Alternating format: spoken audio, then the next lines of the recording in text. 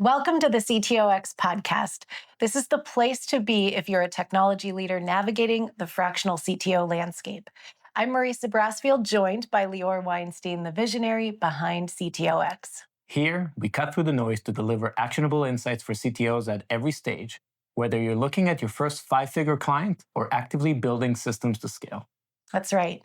You'll learn principles, not just tactics, to transform your technical expertise into a thriving fractional practice. Let's dig in. Welcome back to the CTOX podcast. Trying to build your fractional business alone isn't brave. It's slow, painful, and avoidable. In today's episode, we break down what doing it yourself really looks like and how structure, support, and community change everything. Plus, we'll share success stories from real members who left full-time roles and now work 30 hours a week with more freedom, more money, and way less stress. Hey, Lior. Hey, this is a great topic because it's underappreciated. It's not your standard, how to market, how to sell. It's really understanding the difference between, you know, going fast or going far. That's And right. it's a big difference. It's huge. So let's start there. What happens when someone tries to go fractional, but they don't have a framework or a support system around them from day one? I think what happens, here's the reality. People that join the program are very smart, right? It's kind of a requirement. If you're an experienced tech lead, you probably have uh, a good uh, a good mind, and you're probably very resourceful as well, and you figure things out. That's probably the most common thread we have for people in the program. They have high degree of figure out ability, right? Very high agency, and at the same time, going into a terrain without a map means you're spending a lot of effort, a lot of energy, not sure where to go. Even if within a moment you have good intuition, you just don't have experience. And when you don't have experience, you're just bound to go in different pathways that are going to waste a lot of energy. And maybe you took a path without a lot of water and not a lot of food. And then you're trying to figure out where the road is. And when you don't have a proven framework or a support system, I think what we see when people come to us after trying for a while, right, trying to do it by themselves for a while, there's a lot of relief because it's just easier. It's easier to share. It's easier to share burden. It's easier. It's more fun to share success. And mostly it's quicker. They realize, oh, this thing that they thought about, which might have been a good idea, but there's a difference between good and great, and there's certainly a huge difference between bad and good in terms of time, money, and results. And when most people want to hit that mark, that 25, 30, $40,000 a month, every month that they're not doing the efficient way to get the summit, they're effectively losing that in opportunity cost, right? So if they could have gotten there in 12 months instead of 24 months, the opportunity cost is real 12 times their target income, whatever that is. So we see a very notable, first of all, just mental attitude, uh, just traversing through the terrain of trying to go fractional. And then just much quicker, much faster success. Even when you fail with more confidence and you manage to rebound quicker and with more energy. And so when you succeed, you understand what worked and the fact that it wasn't random. So you can replicate and go faster and just do it again. Yeah. Some of the conversations that we have at CTOX is that it takes most people 2 to 3 years on their own to get where our members go in, say, 4 to 6 months. I've heard other fractional leaders say things like 3 to survive, 3 to thrive, where the 3 is years. Why does it take so long when you do it on your own? Part of it is just math, exposure, volume. When you are trying to figure out, most CTOs, like even in our program, are we don't teach you how to be a CTO. You have to be a tech leader or that, CTO, CIO, CPO, CDO, whatever it is. You have to be a successful and capable tech leader. And we work with you on the business side, marketing, sales, operations, and so on. So when you learn those things from scratch and you're trying to build the airplane as you fly it, it's very slow because you're not sure what to try. That's part of our biggest value. Kind of tell you, hey, start here. Why? Because this is who you are. This is your capabilities. This is your network. This is your niche. This is your knowledge. Whatever. This is your goal. And based on all these variables, we have experience with hundreds of CTOs. From our experience, this is going to be your best starting point. Right? And or from our experience, this is going to be your next big milestone, whatever that is. So knowing where to start is a big deal. And then once you start an idea, you sprint through a marketing idea or a proposal, the ability to get quick, reliable feedback and not try to, use AI, which is very capable, but it doesn't have context, right? We have context because we've been one doing it ourselves, but second, just working with a lot of people. And so it's just iteration. Like how many iterations can you have when you have proven systems and frameworks and community? Not only is the experiment quicker because you literally either just have the template, like literally, like, you say these words, use this text. You have the template, so you don't have to figure out what might work and what doesn't. When you actually get feedback from the market in whatever way it is, you have professional advice that can give you that extra affirmation that you should either continue and do more or stop. When you compress that and think about just a basic thing, you might lose 3 days of thinking about an email because email marketing is something you've never done in your life. So you're not only trying to figure out the words, you're trying to figure out like what's the context of these words and what do you even do with it. Versus use this template and you can send it out in the next 15 minutes. So just on the production side, you save a lot of time. And then on the decision fatigue, just removing or reducing your decision fatigue. And then your energy, your entrepreneurial energy, the fact that you can go in every Monday or every day and start something again, try something again, as opposed to you being on your own and you have to self motivate and no accountability. And that time leak just happens. So if you're trying to get to 4 or 5 clients from scratch, or maybe you're already an experienced fractional CTO and you're making, 30, $40,000 a month, and you're stuck, right? You can't get to that million ARR. Because again, you don't have the playbooks. By definition, you're doing what you know how to do.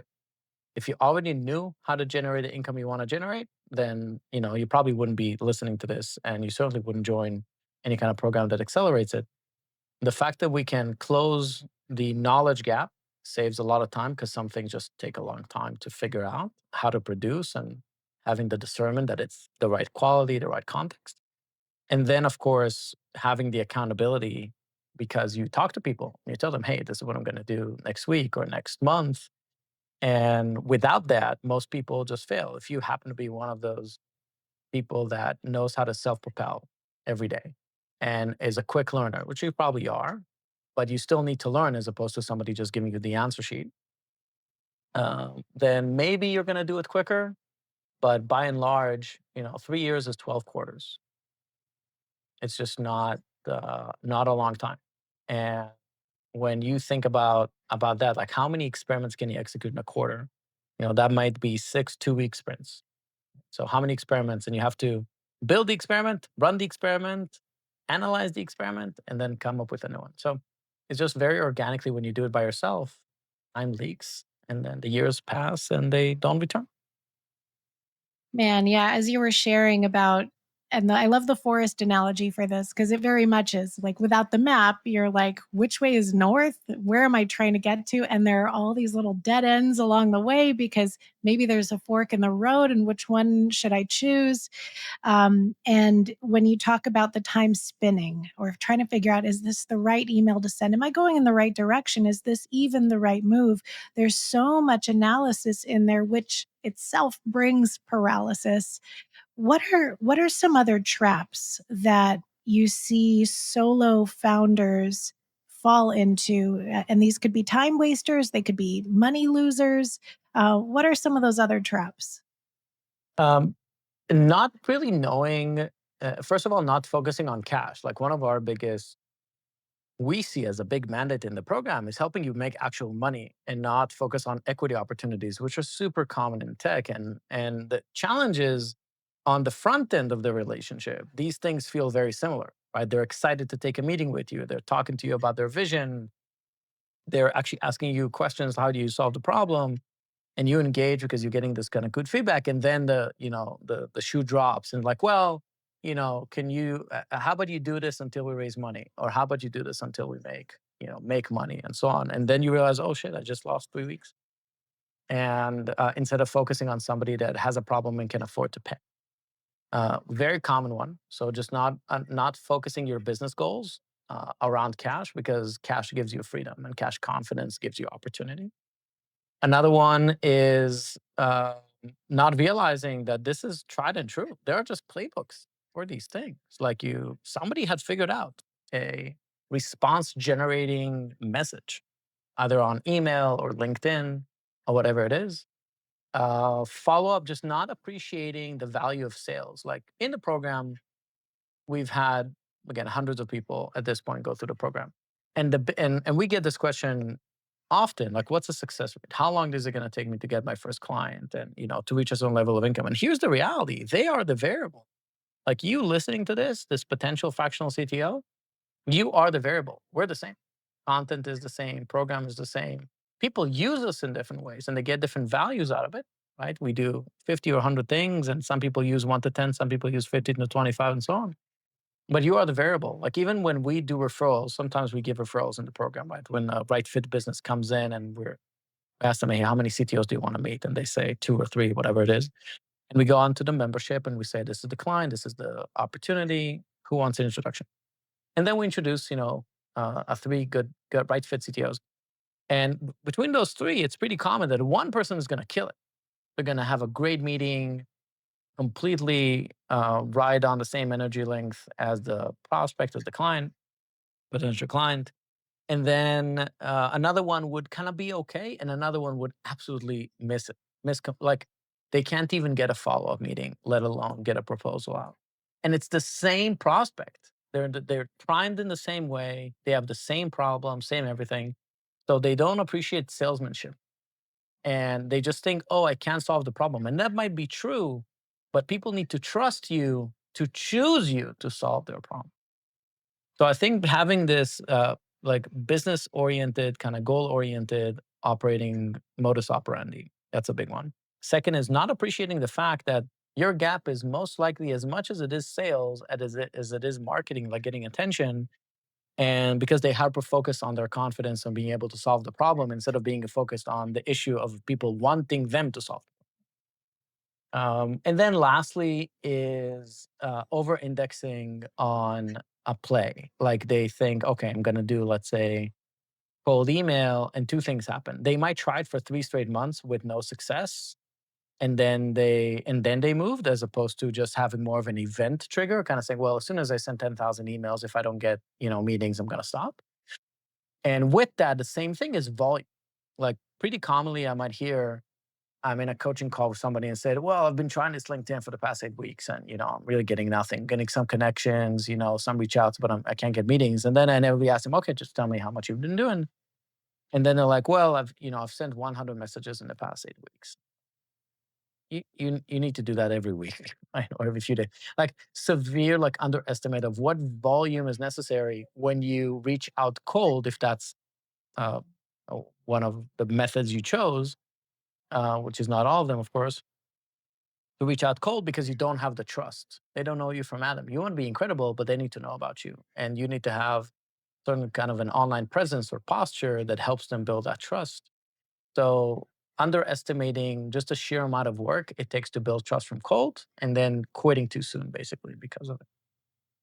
Man, you bring up a really important point with the confidence piece, because I'm imagining, and we see it happen all the time, every day in our coaching calls, where it's a conversation that, like the one you just riffed on, that provides the CTO the context, rather, of like, okay, actually you need to do that every day, or hey, you've done plenty of that, it's time to move on, or hey, but wrapping the right context around the situation, which then protects their confidence, how they're allocating their time and their energy.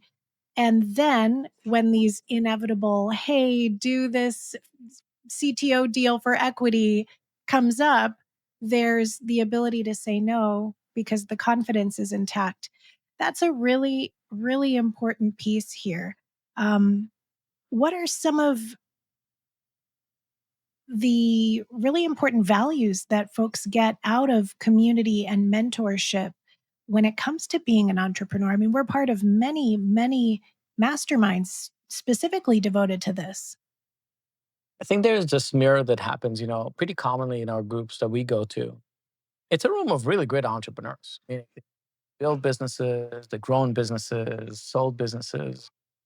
And yet still there comes this kind of moment where you feel great because somebody just gave you permission to do something that you already know works. And for whatever reason, it's this mental blocker that even the most experienced entrepreneurs that build billion-dollar revenue companies, just listening to another person that's pursuing also business, saying, "Yeah, it's a good idea. You should do it." And the risk is okay, and your intuition is right. So listening and being in this resonance with other people pursuing in the same direction and getting confirmation from outside the bottle, because they can see the label and you can't, is really helpful. And you do the same for them. But you're outside of their bottle, so you can see their label and you can say, "Hey, this is what it says. You're good. No calories, zero sugar. Go for it." And I think finding that level of support where you getting and then you reciprocating back with the same level of confidence and support, and then on the other side is actual like feedback, kind of saying, "Hey, this is not working. You should stop, and you should do something else." Or this is working. You should do more of it and stop being lazy because sometimes you need that little bit of tough love. And it's kind of like almost like these uh, chiropractic adjustments, right? So it's not surgery. You're not going to these groups. I mean, sometimes it is. Sometimes you get this big moment. It's like, oh, I replaced my disc, and it's a big deal. But in most cases, it's a chiropractic adjustment. It's like, oh, you're tight, you're in pain, you're not sure why, and suddenly you feel better. You have more confidence to pursue something, and it buys you the next whatever, a week of energy you need, a quarter of energy, with confidence because you need that confidence to pursue. So I think having the ability to course correct because and then again you being able to course correct other people makes the entrepreneur journey so much better. And that's the thing. Like going solo as a fractional, it sounds bold at the beginning until you realize you've just signed up for years of unnecessary struggle. And it's not doesn't mean unnecessary challenge. Challenge might be there, but it doesn't have to feel like struggle. And that community and that sense of not aloneness helps you helps you with that confidence, and then it's much easier to execute and to get traction. Oh, yeah. Founder's loneliness is a real, real thing. Um, all right. So we talked about the hard way and then the easy way. Really, so much changes with structure. So inside the CTOX Accelerator, we've got a curriculum, over 200 hours of training, over 150 distinct tools and templates for every phase: attract, convert, serve, over 10 custom GPTs, and then access to 10 to 30 live coaching calls a month. But really, what we're also providing access to is the systems of a working fractional CTO who's done it, who's built it, who's coached other people. Um, what's included in this system that wouldn't necessarily show up on a bulleted list like, 200 hours of training, here's the templates, here's the GPTs. What's missing in there? I think that there's a few kind of moments of magic that people have in the program. Certainly, some of my favorite stuff is the proposal reviews and proposal negotiation. Right, when a member in the program has a prospect teed up, and I get to work with them one on one, where sometimes we brainstorm on the proposal, sometimes it's this simple polish, and the polish could be like we just had a proposal with. It was a great proposal, like really well written and really well scoped, but it was like 3,000 a month over 6 months for a total of like 18,000. And and I reframed it. I'm like, well, what if we just deliver this in 4 weeks and let's call it a workshop and you do 2 week prep, half a day, and then 2 week, some and and that little tweak is a huge win because he basically got the same amount of money cut out the delivery time by more than like 80%. And the client also got the result so much quicker, right? Like 400, 500% quicker.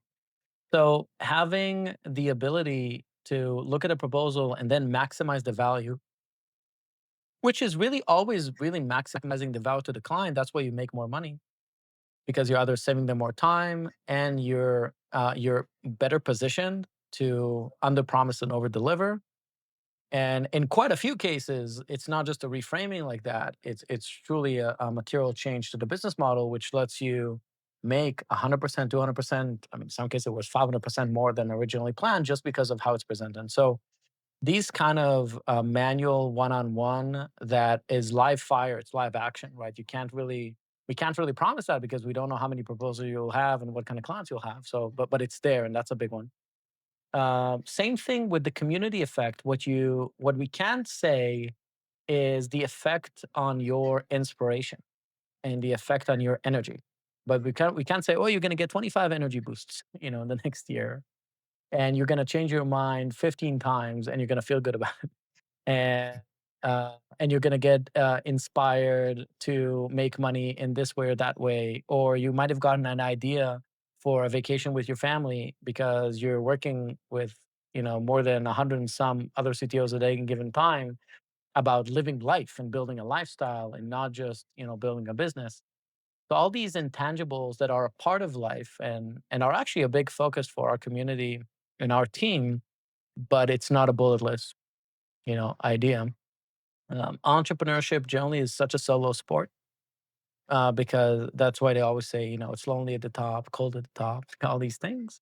And sharing the burdens, sharing the successes with other people makes the journey better, more fulfilling, less anxiety, and it it is wildly important once you experience it.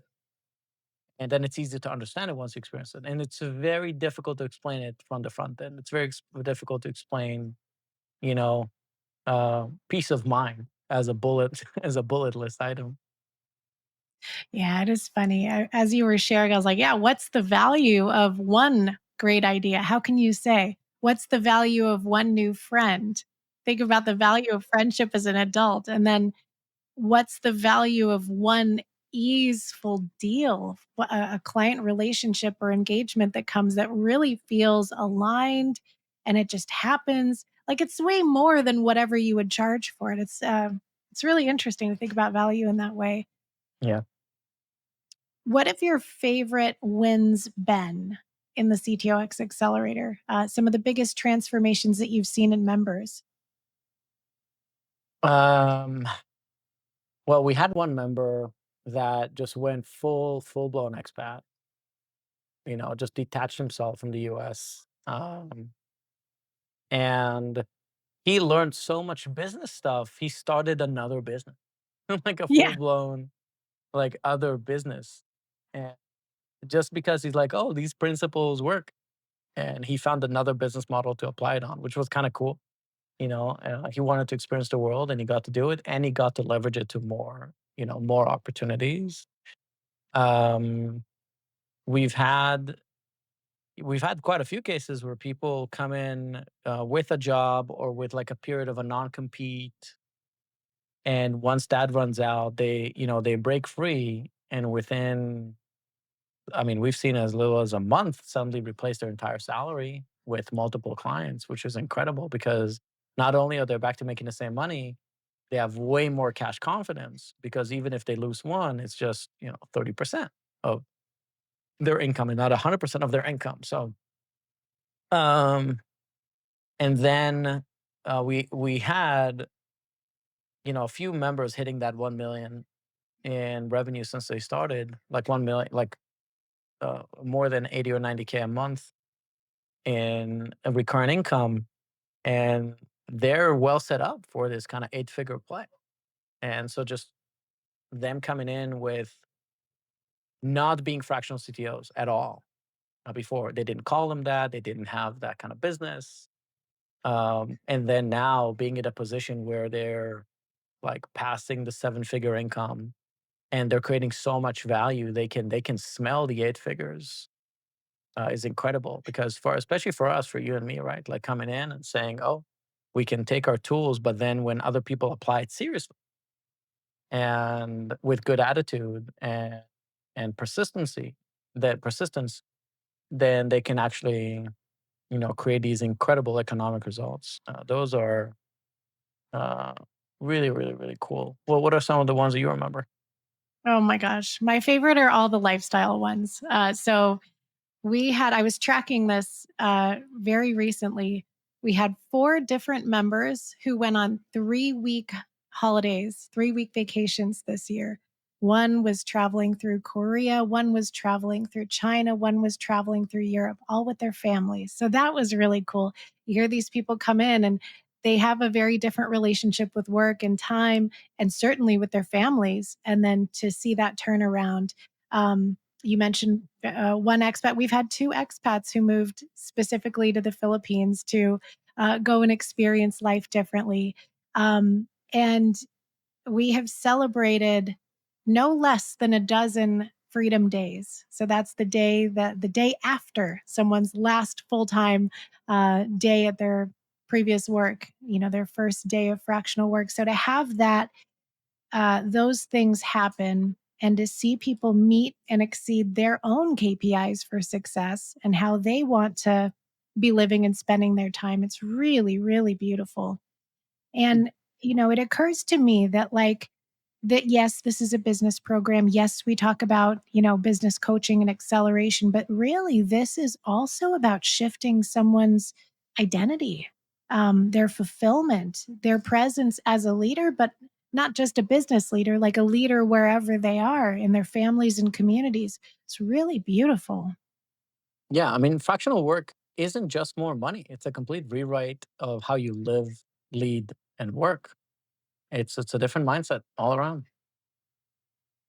So, for someone listening who's still trying to white knuckle their way through this, what's the one mindset shift that they need today?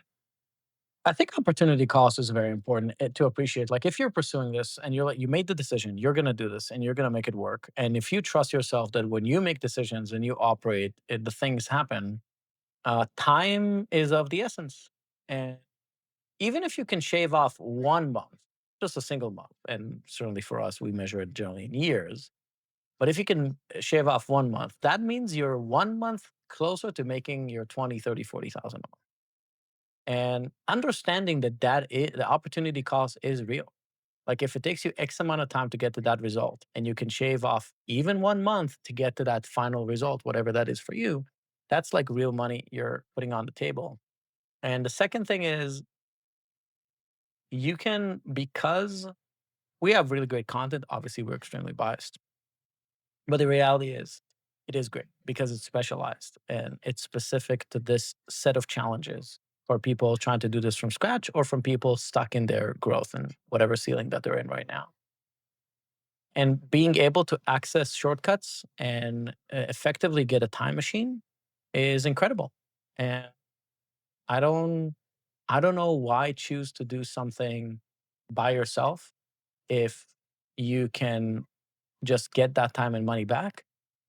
Last comment on that, I guess, is you can always make money. You just can't make time back. Can't make it back. And if you are taking this seriously, the opportunity of spending a little bit of money, and some of our members got 50x return on their investment at this point. You can sacrifice a little bit of money, invest a little bit of money to get that time, and then you convert that time back into money. That's an incredible opportunity. Plus, when I started doing this for years, I didn't have a community of CTOs, and that was part of my motivation. It's way more fun to do this with like-minded people, have similar values, similar nerdiness about a lot of things. We laugh at the same jokes, we read, very similar content. So not just having a faster, like an accelerated way of achieving your goals, but also more fun because you're hiking together and you're not hiking by yourself. Beautifully said. Thank you. Um, well, in our next conversation, we're going to dive into one of our favorite subjects, which is the role of AI. in some of the work that we do on a day-to-day basis, including some of our marketing work. So this is going to be about eating your vegetables, and I'm super excited to have that conversation with you. Thank you, Lior, as always. Can't wait. See you next time. See ya. That wraps up another episode of the CTOX podcast. We hope today's conversation gave you the tools and inspiration to advance your journey as a fractional CTO. And don't forget, if you want more in-depth support or to connect with our community of fellow fractional CTOs, visit us at ctox.com. Thanks for tuning in, and we'll catch you next time on the CTOX podcast.